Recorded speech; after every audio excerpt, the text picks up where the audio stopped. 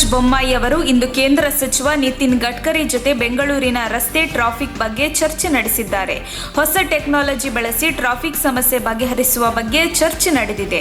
ಬೆಂಗಳೂರು ಮೈಸೂರು ರಸ್ತೆ ಕಾಮಗಾರಿ ಬಗ್ಗೆಯೂ ಚರ್ಚಿಸಿದ್ದೇವೆ. ಡ್ರೈನೇಜ್ ಸಿಸ್ಟಮ್ ಮಾಡಿ ಮಳೆ ನೀರು ಹರಿದು ಹೋಗಲು ಆದಷ್ಟು ಬೇಗ ಕ್ರಮ ಕೈಗೊಳ್ಳಲಾಗುತ್ತೆ. ಕೂಡಲೇ ರಸ್ತೆ ದುರಸ್ತಿಗೆ ಅಧಿಕಾರಿಗಳಿಗೆ ನಿತಿನ್ ಗಡ್ಕರಿ ಸೂಚಿಸಿದ್ದಾರೆ.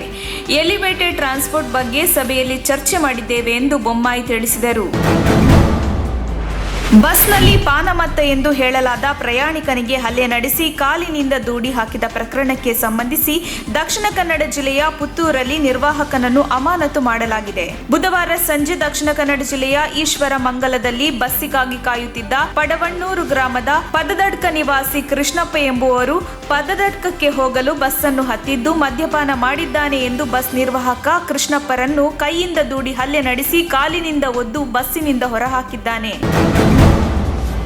ಬೆಂಗಳೂರು ವಾಸಕ್ಕೆ ಯೋಗ್ಯವೇ ಅನ್ನೋ ಅಯೋಗ್ಯರು ಬೆಂಗಳೂರಿಗೆ ಬರಬಾರದು. ಇವರನ್ನು ಬೆಂಗಳೂರಿಗೆ ಬನ್ನಿ ಎಂದು ಯಾರು ಕರೆದಿಲ್ಲ ಎಂದು ಮುನಿರತ್ನ ಆಕ್ರೋಶ ವ್ಯಕ್ತಪಡಿಸಿದ್ದಾರೆ. ಮಾಧ್ಯಮವೊಂದಕ್ಕೆ ಪ್ರತಿಕ್ರಿಯಿಸಿರುವ ಅವರು, ಬೆಂಗಳೂರಿಗೆ ಬೈಯುವವರು ತಿಂದ ತಟ್ಟೆಯಲ್ಲೇ ಹೇಸಿಗೆ ಮಾಡುತ್ತಾರೆ ಅನ್ನುವ ಗಾದೆಯ ರೀತಿಯಲ್ಲೇ ಮಾಡುತ್ತಿದ್ದಾರೆ.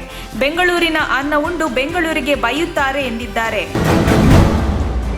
ದಕ್ಷಿಣ ಕನ್ನಡ ಜಿಲ್ಲೆಯ ಸುಳ್ಯ ಬೆಳ್ಳಾರೆಯ ಪ್ರವೀಣ್ ನಿಟ್ಟಾರು ಕೊಲೆ ಪ್ರಕರಣದ ತನಿಖೆ ನಡೆಸುತ್ತಿರುವ ರಾಷ್ಟ್ರೀಯ ತನಿಖಾ ದಳ ಅಧಿಕಾರಿಗಳ ತಂಡ ಇಂದು ಬೆಳಗ್ಗೆ ಎಸ್ಡಿಪಿಐ ನಾಯಕ ರಿಯಾಜ್ ಪರಂಗಿಪೇಟ್ ಅವರ ಮನೆಗೆ ಭೇಟಿ ನೀಡಿ ಪರಿಶೀಲನೆ ನಡೆಸಿತು. ಬೆಳ್ಳಂಬೆಳಗ್ಗೆ ಮನೆಗೆ ದಾಳಿ ನಡೆಸಿದ ಅಧಿಕಾರಿಗಳು ಪರಿಶೀಲನಾ ಕಾರ್ಯದಲ್ಲಿ ತೊಡಗಿಕೊಂಡಿದ್ದಾರೆ. ಅಧಿಕಾರಿಗಳು ದಾಳಿ ನಡೆಸಿದ ಸುದ್ದಿ ತಿಳಿದು ಮನೆ ಎದುರು ಎಸ್ಡಿಪಿಐ ಪಕ್ಷದ ಕಾರ್ಯಕರ್ತರು ಜಮಾಯಿಸಿ ಆಕ್ರೋಶ ವ್ಯಕ್ತಪಡಿಸಿದರು.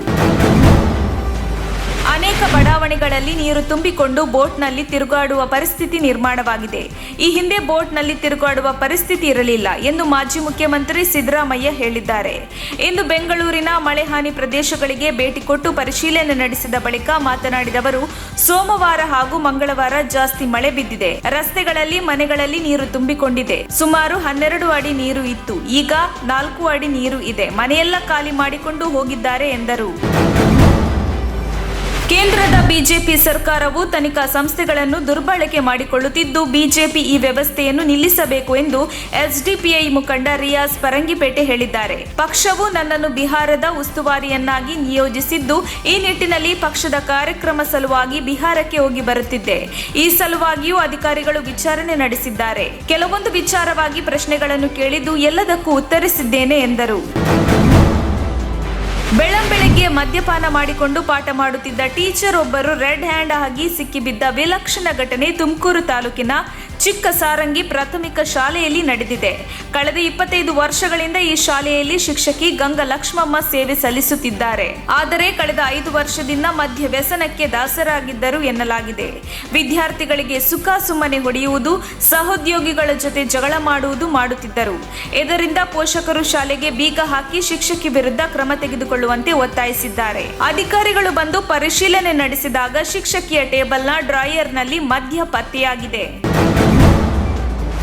ಗದಗ ಜಿಲ್ಲೆಯಲ್ಲಿ ಸುರಿದ ಭಾರೀ ಮಳೆಗೆ ಗದಗ ಜಿಮ್ಸ್ ಆಸ್ಪತ್ರೆಯ ಔಷಧ ವಿಭಾಗಕ್ಕೆ ನೀರು ನುಗ್ಗಿ ಕೋಟ್ಯಾಂತರ ರೂಪಾಯಿ ಮೌಲ್ಯದ ಔಷಧಿಗಳು ನೀರು ಪಾಲಾಗಿದೆ.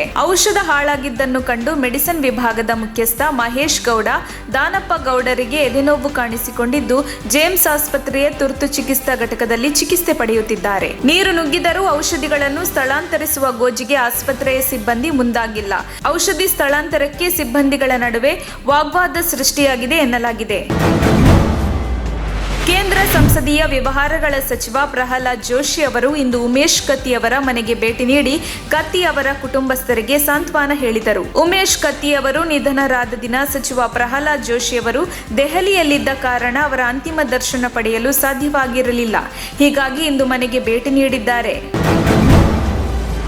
ಮಹದೇವಪುರ ಶಾಸಕ ಅರವಿಂದ್ ಲಿಂಬಾವಳಿ ತಮ್ಮ ಕ್ಷೇತ್ರದ ಮಹಿಳೆಯೊಬ್ಬರಲ್ಲಿ ದುರ್ವರ್ತನೆ ತೋರಿದ ಘಟನೆ ರಾಜ್ಯಾದ್ಯಂತ ಚರ್ಚೆಯಾಗಿತ್ತು. ಇದೀಗ ಮಾಜಿ ಸಿಎಂ ಸಿದ್ದರಾಮಯ್ಯನವರು ಗುರುವಾರ ಮಳೆ ಹಾನಿ ಪರಿಶೀಲನೆಗೆ ತೆರಳಿದ್ದ ವೇಳೆ ಮಹಿಳೆ ಸಿದ್ದರಾಮಯ್ಯನವರನ್ನು ಭೇಟಿಯಾಗಿದ್ದಾರೆ. ಸಿದ್ದರಾಮಯ್ಯನವರನ್ನು ಭೇಟಿಯಾದ ಮಹಿಳೆ ಶಾಸಕರ ದುರ್ವರ್ತನೆಯನ್ನು ವಿವರಿಸಿದರು. ಈ ವೇಳೆ ಸಿದ್ದರಾಮಯ್ಯನವರು ಶಾಸಕರು ಹಂಗೆಲ್ಲ ಮಾತನಾಡಿದ್ರಾ ಎಂದು ಸಿದ್ದರಾಮಯ್ಯ ಪ್ರಶ್ನಿಸಿದರು.